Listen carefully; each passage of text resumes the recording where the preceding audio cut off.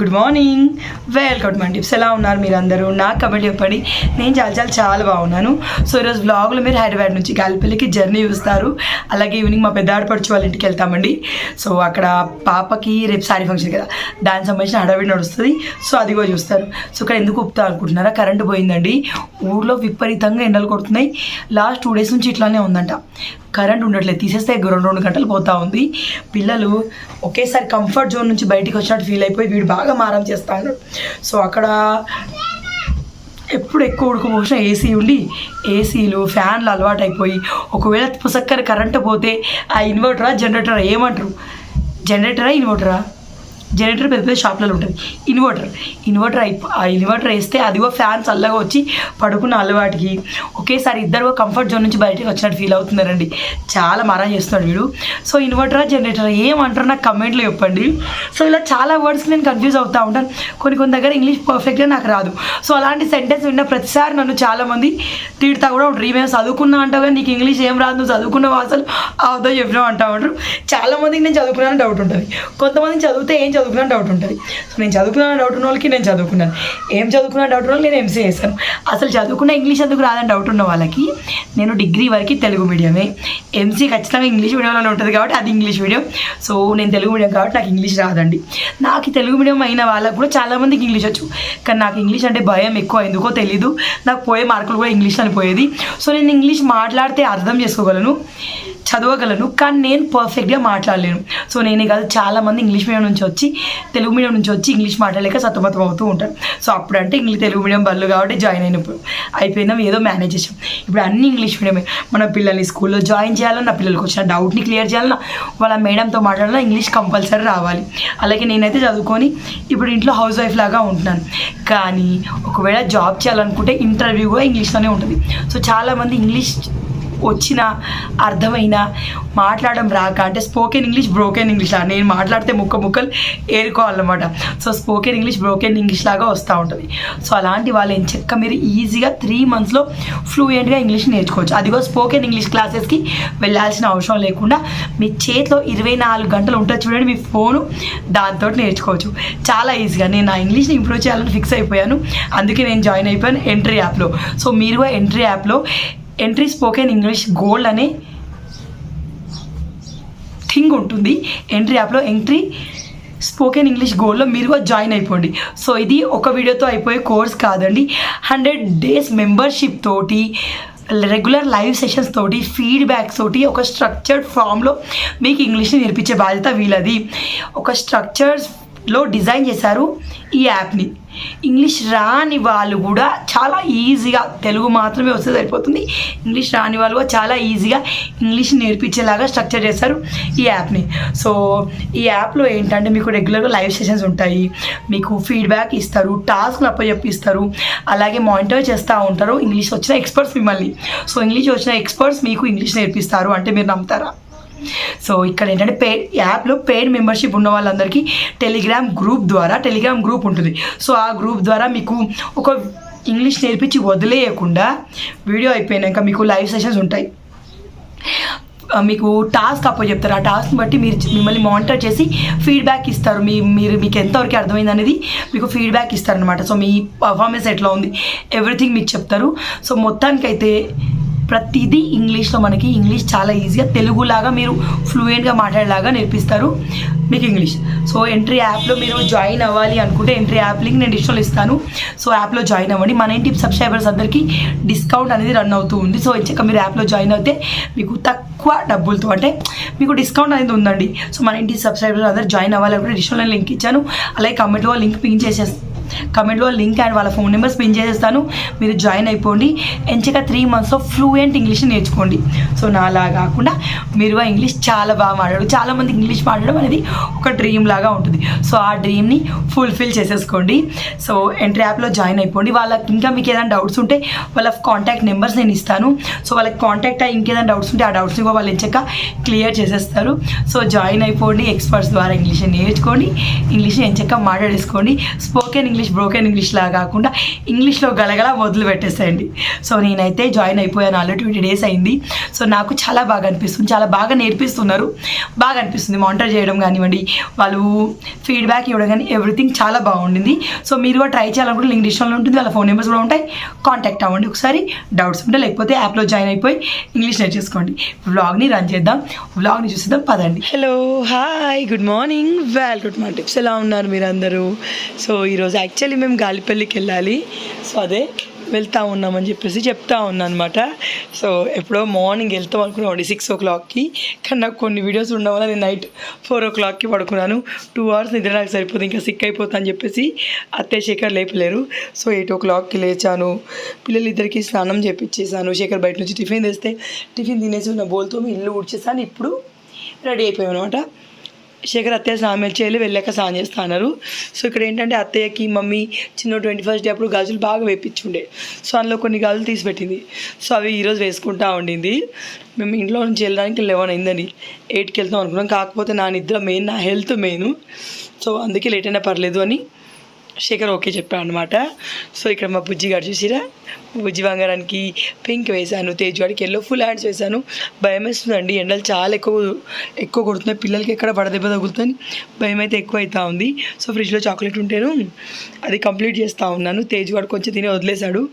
Dairy milk నాకు favourite అండి, కాకపోతే తేజ్ పుట్టినప్పటి తినట్లేదు నేను, ఎందుకంటే బిడ్డ వాడు తింటాను తీసుకుంటాడు, సగం తిని ఊరుకుంటాడు. నాకేమో సగం తింటే తిన్నట్టు అనిపించదు, తింటే మొత్తం తినాలని ఫీలింగ్ ఉంటుంది. సో ఊబర్ బుక్ చేసి 11 o'clockకి ఇంట్లో నుంచి స్టార్ట్ అయిపోయాము. ఒక 3-4 days ఊర్లో ఉండేసి మళ్ళీ మనం రిటర్న్ రావడమే అన్నమాట. సో ఇక్కడ మా చిన్నోడు నేను చెక్క అత్తం ఎత్తుకుంది. సో యాక్చువల్లీ మేము సాటర్డే సండే వెళ్ళాల్సింది, కాకపోతే సండే రోజు నేను ఒక్కదాన్ని వచ్చి మళ్ళీ అర్జెంట్లో రిటర్న్ వచ్చేసాను అనమాట. సాటర్డే రోజు అర్జెంట్లో రిటర్న్ వచ్చేసాను సండే మార్నింగ్, ఎందుకంటే నాకు వచ్చే ప్రొడక్ట్స్, శేఖర్కున్న వర్క్, వీటన్నిటి వల్ల కుదరలేదు. సో ఫైనల్లీ ఈరోజు వెళ్తూ ఉన్నాం. సో ఇక్కడ ఏంటంటే నేను ఒక సినిమా, గనీ సినిమా డౌన్లోడ్ చేసి ఉన్నాను. సో ఆ సినిమా చూసా చెప్పి బ్లూటూత్ పెట్టేసుకున్నాను. సో మన మిడిల్ క్లాస్ జర్నీలు అండి, బస్సులో జర్నీ చేసి చాలా రోజులు అయింది. అన్నయ్య కార్ తీసుకురావడం వల్ల కార్ జర్నీ కొంచెం అలవాటు అయిపోయింది. సో ఇప్పుడు బస్ కొత్తగా అనిపిస్తూ ఉందన్నమాట. కానీ ఇంత తేజ్ చిన్న ఉన్నప్పుడు బస్ జర్నీయే చేసేవాళ్ళం. వాడు బాగా తట్టుకునేవాడు అన్నమాట అప్పుడు. సో ఇది మా సిద్దిపేట బస్. అన్నయ్య సిద్దిపేట వరకు రండి, ఆ తర్వాత నేను వచ్చేస్తాను సిద్దిపేటకి అని చెప్పేసి అన్నాడు. యాక్చువల్లీ అన్నయ్య మమ్మల్ని తీసుకురావడానికి కూడా వస్తా అన్నాడు, కానీ రీసెంట్గా అన్నయ్యకి వడదెబ్బ తగిలింది. మళ్ళీ అమ్మకి చేసుడు, నైట్ లేట్ పడుకొని మళ్ళీ పొద్దున్నే తొందర లేవాలంటే కష్టం, అందుకని చెప్పేసి అన్నయ్య వస్తా అన్న. నేను వద్దన్నా అనమాట, ఎందుకంటే మా అన్నయ్య హెల్త్ కూడా ఇంపార్టెంట్. ఎందుకంటే మా అన్నయ్య తనతో పాటు మా అమ్మని కూడా చూసుకోవాలి, బయట పని, ఇంట్లో ఇల్లు కూడాతో పాటు ఎవ్రీథింగ్ మా అన్నయ్య చూసుకోవాలి. ఎందుకంటే మా అమ్మకి హెల్త్ అస్సలు బాగోట్లేదు అనమాట. సో అందుకే అన్నయ్యను వద్దని చెప్పేశాను. సో నేను సినిమా చూసుకుంటూ ప్రజ్ఞాపూర్ వచ్చాక మా అన్నకు కాల్ చేయడం మర్చిపోయాను. సిద్దిపేట దగ్గరకు వచ్చాక కాల్ చేసాము. సో అన్నయ్య వచ్చేవరకు కొత్త బస్ స్టాండ్లో వెయిట్ చేస్తూ ఉన్నాం అనమాట. ఇవన్నీ మళ్ళీ పూణే నుంచి హైదరాబాద్కి వచ్చిన ఫీలింగ్ వస్తుంది. మేము పూణే నుంచి హైదరాబాద్కి వస్తే ఉన్న 2 రోజుల భాగోతానికి మాకు 1 day జర్నీలో అయ్యేది, 1 day రిటర్న్ జర్నీలో అయ్యేది. దూరం ఉంటే చాలా కష్టపడి ఇంట్లో వాళ్ళని మిస్ అవుతాం. ఎప్పుడో పండగలకి పబ్బాలకి రావాలన్నా జర్నీలోనే డే అంతా అయిపోతూ ఉంటుంది. దట్టు సిటీలో అయితే ఏం కాదు, సిటీ నుంచి మళ్ళీ 5-6 గంటల జర్నీ ఉంటుంది చూడండి. ఆ ఊర్లోకి వచ్చేసరికి మొత్తం నైట్ అయిపోతూ ఉంటుంది. సో ఇక్కడ సమోసా తీసుకున్నాం అనమాట, ఒక 3 పెద్ద సమోసాలు, తర్వాత చిన్న సమోసాలు తీసుకొచ్చాడు శేఖర్. సో ఇది మన సిద్దిపేట కొత్త bus stand. Karimnagar bus stand చాలా పెద్దగా ఉంటుంది.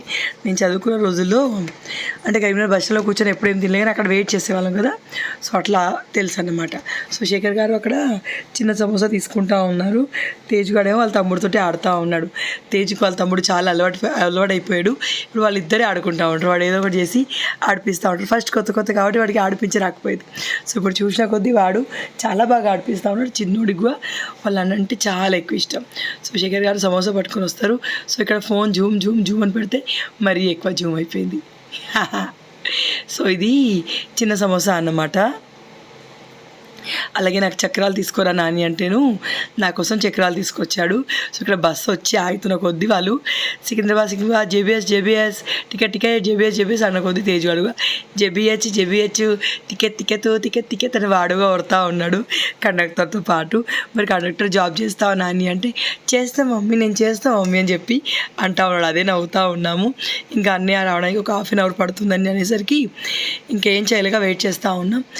చల్లటి బాటిల్ నేను ఫ్రిడ్జ్లో పెట్టేసరికి మెటాలిక్ బాటిల్ కదా విరిగిపోయిందండి. తర్వాత ఒక 2 వేరైపోయినాయి అనమాట. సో నార్మల్ బాటిల్లో ఐస్ వాటర్ తెచ్చి ఉంటుంది, అవి బస్లోనే వేడైపోయినాయి. సో ఒక 2 బిస్లరీలు తీసుకురమ్మన్నాను. ఎండాకాలం ఏమి తినమండి, మీరు డైట్ లాంటివి చేస్తే ఎండాకాలం చేస్తేనే బెటర్ అండి, మంచి రిజల్ట్ ఉంటుంది. సో ఎండాకాలం కాకపోతే స్వెట్టింగ్ ఎక్కువ రావడం వల్ల రిజల్ట్ అనేది బాగుంటుందండి. చలికాలం మీరు ఎంత డైట్ చేసినా వెయిట్ లాస్ ఎక్కువ కాదు, ఎండాకాలం వెయిట్ లాస్ ఎక్కువ అవుతుంది.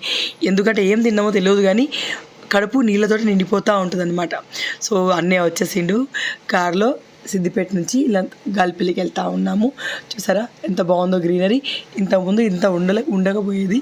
సో రోడ్ సైడ్ ఇట్లా చెట్లు ఉంటే పోతూ ఉంటే చాలా బాగా అనిపిస్తుంది. కానీ వడ కొద్ది లేదండి, బస్సులో ఉన్నంతసేపు ఉడకపోయడమే.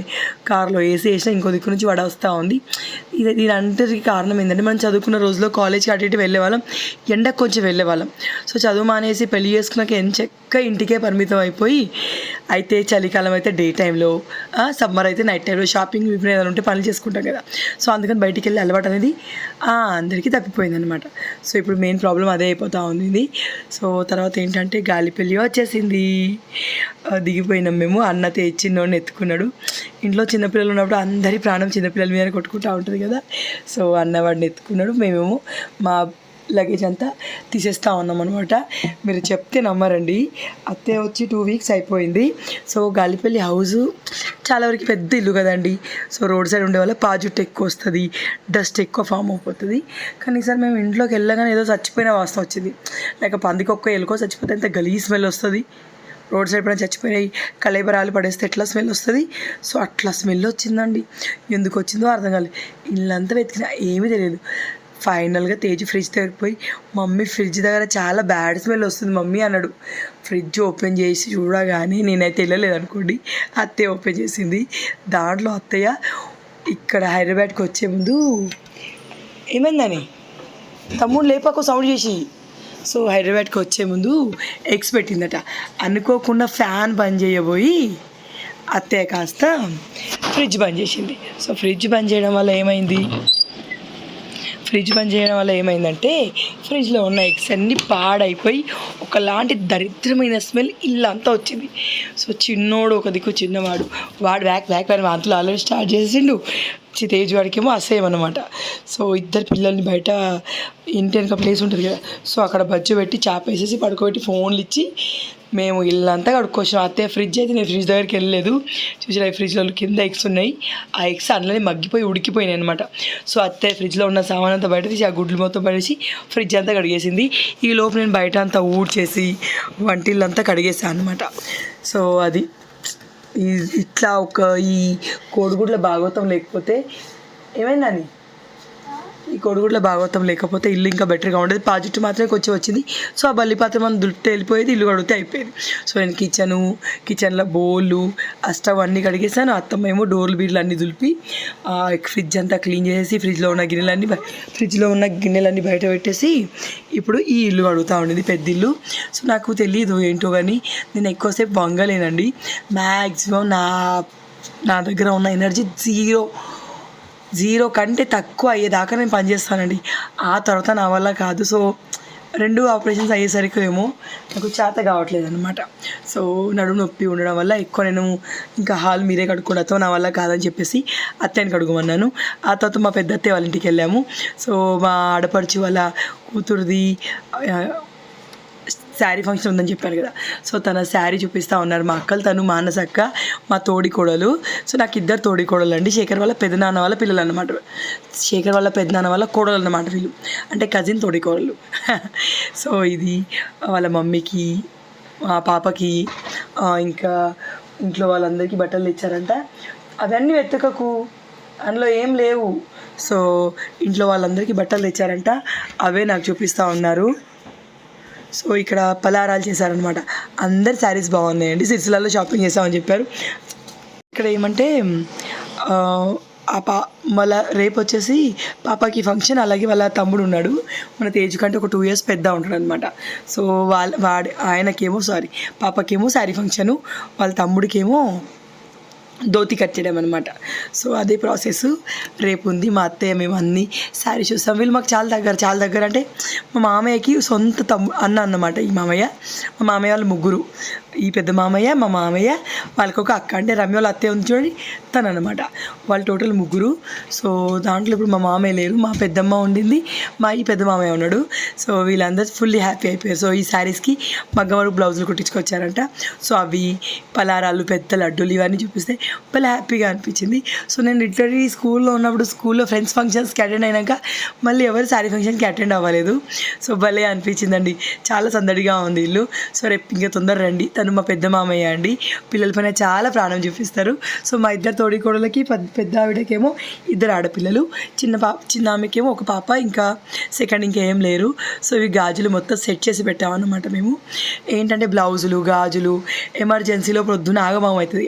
సో కావాల్సినవన్నీ సెట్ చేసి పక్కకు పెట్టేసాం. మేము ఎక్కువ సేపు ఏం లేమండి, మేము వెళ్ళేసరికి 8 అయింది. ఎందుకంటే ఇంట్లో అంత గలీజ్ ఉండింది. మేము చేరడానికి 5 o'clock అయింది. సో ఇల్లంతా క్లీన్ చేసుకొని 7:30కి అట్లా మా బావ కాల్ చేసి బావ వస్తే అప్పుడు వెళ్ళాం. సో తను మా పెద్ద అక్క అన్నమాట, మా పెద్ద యారాలు అనమాట. మేము యారాలు అంటామండి తోడికోడల్ని. సో మా పెద్ద తోడికోడలు అనమాట. మంచిగా ఉంటారండి, మేము అందరం తోడికోడలం కలిసి ఉంటాం, చాలా బాగా అనిపిస్తుంది. ఇంకా వేరే వాళ్ళు కూడా ఉన్నారు. ఇంకెవరిని షూట్ చేయలేదు కాబట్టి వాళ్ళు ఎవరు కనిపించలేదు. సో ఇంకెప్పుడైనా వాళ్ళందరినీ షూట్ చేసినప్పుడు మీతో షేర్ చేస్తానులేండి వీడియో. సో ఇది ఇంకా నైట్ అయిపోయింది, 10:30 అయిపోతుంది. ఇక్కడే డిన్నర్ చేయమన్నారు. సో ఇక్కడే డిన్నర్ చేసి వెళ్ళడానికి సిద్ధమైపోతాం.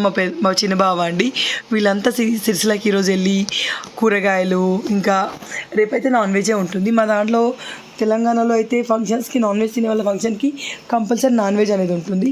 సో నాన్ వెజ్ ఉంటుంది కాబట్టి ఇంకా మటన్ ఇవన్నీ చూసుకోవాలన్నమాట. సో ఆ రోజు నైట్ అయితే ఇంకా ఇక్కడ చూసేసుకొని వెళ్ళిపోయాము. చిన్నోడైతే అందరు కొత్త వాడికి వీళ్ళు. సో అందరి దగ్గరికి వెళ్ళి ఉంటున్నాడు, మంచిగా ఎంజాయ్ చేస్తూ ఉన్నాడు. చూసిరా, వాడికి అత్తయ్యలు అంటే ఇష్టం. తను మా పెద్ద ఆడపడుచు, నైట్ వేసుకుని చూడండి, సునంద అక్క అండి పెద్ద ఆడపడుచు. సో ఈ అక్క వీడిని ఎత్తుకోలేదంటే ఇటు లడ్డు గారిని అని చెప్పేసి. ఇక్కడ పాప ఉందా, తనకి చాలా ఇష్టం అండి. నా కూతురు అవుతుంది, మా బిడ్డ అనమాట. సో తనకి చిన్నోడన్న తేజన్న చాలా ఎక్కువ ఇష్టం అనమాట. సో అక్కడ 10:30 దాకా ఉండి 11కి అట్లా ఇంటికి వెళ్ళిపోయాం. ఇంటికి వెళ్ళాక 12 o'clockకి కరెంటు పోయిందండి.